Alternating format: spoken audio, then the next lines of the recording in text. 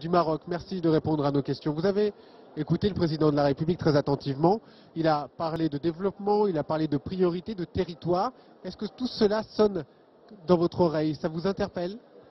Oui, et j'espère que ça a interpellé les autres citoyens de la planète. Monsieur le Président a été très explicite, avait un discours très mobilisateur, dans le sens où il a clairement expliqué que les 2 degrés C, ce n'est pas une histoire de calcul, c'est au fait une histoire de changement de comportement, de changement de modèle de développement sociétal, et donc c'est dans l'intérêt de tous et de toutes d'intervenir et d'agir pour changer et pour contribuer justement à la réduction des gaz à effet de serre.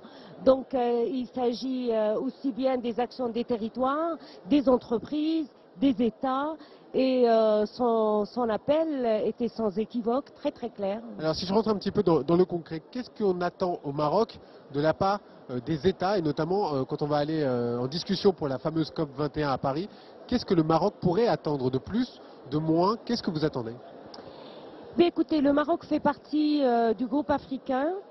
Le Maroc a déjà engagé toute une politique de développement durable au niveau national. Nous n'avons pas attendu. Nous avons constitutionnalisé le développement durable, légiféré, institutionnalisé, mis en place des politiques publiques qui intègrent la durabilité au niveau de nos programmes et nos plans d'action. Nous avons apporter nos contributions le 2 juin et présenter nos contributions aux Nations Unies le 5 juin, lesquelles contributions intégraient déjà la participation de l'État marocain sur le plan financier. Donc nous apportons 32% de réduction des gaz à effet de serre. Donc nous allons vers Paris en étant sûrs, d'abord en nous disant que c'est vrai, les changements climatiques, c'est une entrave et une contrainte au développement des pays africains, mais ça peut être un modèle, une opportunité de développement, comme l'a saisi le Maroc. Nous attendons, à l'image du groupe africain, que l'accord de Paris soit un accord gagnant-gagnant. Comme a dit le président, qu'il n'y ait pas de perdants ni de gagnants dans cet accord. J'imagine que vous serez très vigilante sur cette question. Absolument. Vous savez, les pays africains ne sont pas des pays émetteurs de gaz à effet de serre. Quand on parle de la responsabilité historique, il faut que le monde comprenne ce que ça veut dire. Ça veut dire que les gaz à effet de serre, quand ils sont dégagés, ils restent 100 ans dans l'atmosphère. Et donc, c'est pas par hasard qu'on parle de responsabilité historique. Scientifiquement, c'est ça ce que ça veut dire. Et donc, nous partons vers Paris en étant confiants. Et moi, personnellement, je suis très optimiste du débat qui a été enclenché par la France et même de la position de la France pour l'accord de Paris, en étant confiants que les pays industrialisés vont prendre leurs responsabilités, vont apporter des contributions suffisantes pour diminuer la température et contenir la température à 2 degrés C, et vont apporter également des engagements clairs sur le plan financier. Et le plus important, c'est que on va voir au niveau de l'accord de Paris que l'Afrique aura sa quote-part de ses financements et de ses transferts de technologie. Est-ce que vous estimez aujourd'hui que les pays du Nord ont une dette envers les pays du Sud? Je pense, une dette écologique. Je vais vous dire quelque chose. Je pense que c'est un débat qui a été dépassé à Varsovie, où nous, pays du Sud, nous avons tous pris la responsabilité de dire oui, nous allons apporter nos engagements et nos contributions, et nous nous engageons à aller vers des contributions pour réduire les émissions de gaz à effet de serre et pour choisir un modèle de développement autre que celui qui a été choisi par les pays du Nord et qui est pollueur. Donc nous choisissons des modèles de développement sobres en carbone. Donc ce n'est pas une histoire de qui est responsable. Aujourd'hui, nous sommes tous responsables. Aujourd'hui, il n'y a pas de fracture entre le Sud et le Nord. Je ne pense pas qu'il faille créer cette fracture. Aujourd'hui, nous devons être solidaires parce qu'il s'agit de nous tous. Il s'agit de l'humanité. Que vous soyez au nord de la planète, au sud de la planète, nous sommes les citoyens du monde. Et la science nous interpelle aujourd'hui. Il n'y a plus... La France vit les changements climatiques aujourd'hui. Vous me le confirmez, la canicule d'aujourd'hui n'est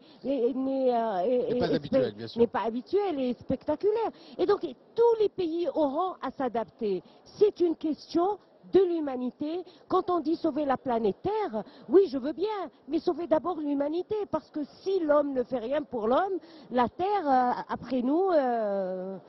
Là, c'est Nicolas Hulot qui nous en parlait tout à l'heure. Il n'y a pas de solution B parce qu'il n'y a pas Voilà. de planète B, bien évidemment. Et donc, je pense que les pays industrialisés, sans parler d'avoir une dette ou pas de dette, doivent être solidaires avec les pays en développement, qui ne sont pas pollueurs de gaz à effet de serre, pour qu'ils leur permettent de mettre en place les technologies sobres en carbone pour se développer et pour ne pas encore augmenter les gaz à effet de serre. Alors évidemment, il y a une question économique, il y a une question d'argent. Je vous propose d'écouter cette représentante du Québec qui a une interpellation, évidemment au niveau de l'emploi, qui est évidemment très important. Écoutez. Et ça facilitera le travail. Merci de votre... Pour moi, en tant que jeune, c'est beaucoup plus le développement de tout ce qui est vert. Des emplois verts, le développement de nouvelles initiatives vertes, ça coûte, mais à vrai dire, c'est ce dont on a besoin. On ne peut pas faire les omelettes sans casser les œufs, on en a besoin de vraiment changer le changement de comportement. C'est ce qui sera à la base. Maintenant, ça ne se fera pas du jour au lendemain, mais ce sera de façon très progressive. Alors évidemment, vous avez entendu cette interpellation qui disait simplement des emplois verts. Est-ce qu'au Maroc, par exemple, on a pris cette conscience de cet emploi, de la verdisation de l'emploi et de l'économie? Alors au Maroc, je vais vous dire la force de la politique marocaine.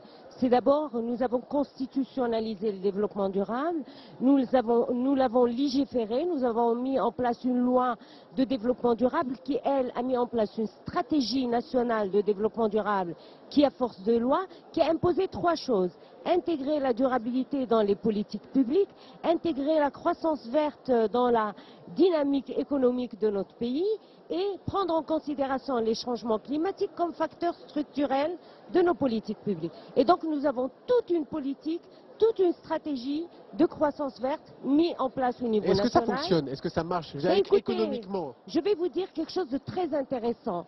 Ça me permet, moi, au sein du ministère de l'Environnement, d'avoir des fonds pour financer d'autres activités et pour intégrer le social et formaliser l'informel au niveau de l'économie. C'est un outil pour pouvoir faire d'autres choses. Exceptionnel qui vous permet, moyennant des contributions ou des éco-contributions, qui permet aux industriels de créer de la valeur ajoutée, ils sont intéressés parce qu'ils génèrent des profits, mais en même temps, grâce aux éco-contributions, nous prenons en considération les aspects sociaux et environnementaux, et c'est du gagnant-gagnant. Nous avons lancé 10 filières au niveau national. C'est une très belle expérience. Merci beaucoup, Madame la Ministre, d'être intervenue sur l'antenne de Public Sénat.